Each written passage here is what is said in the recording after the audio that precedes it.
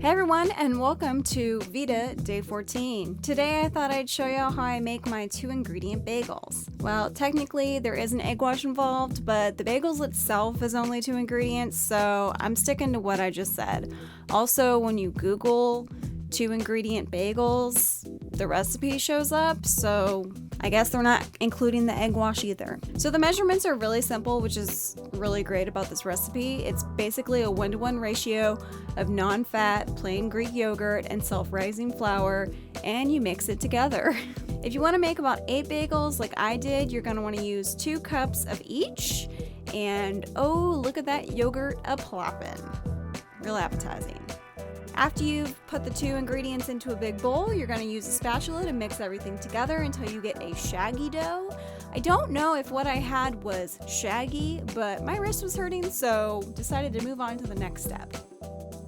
Put some flour down and then knead the dough together for about 5 minutes. The recipe I used, which I've linked down below, says to knead it until the dough is smooth and elastic. I'm not sure how smooth or elastic mine was, but I pretty much quit after 5 minutes and say, hey, it's good enough for me.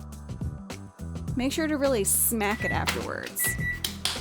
Then just turn them into 8 little balls. You'll notice I only have 6 on the pan. That's because 2 got to be on their own pan.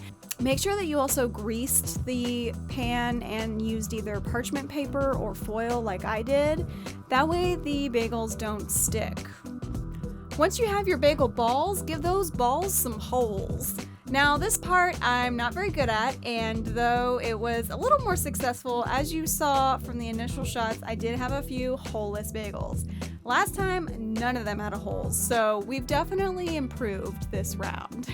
Once you have your bagels shaped, swipe on that egg wash and any extras you want on your bagels. I put on sesame seeds, and then put them in your preheated oven that you preheated before at 375 degrees that I did not mention previously, and cook for 20 to 22 minutes. In my oven, I cook them for the full 22 minutes.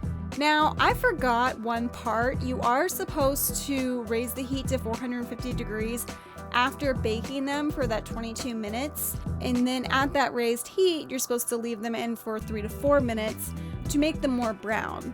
I totally forgot that step and they turned out fine, and that's it. You have bagels. I hope you enjoyed watching this very messy little cooking video, and I'll see you tomorrow.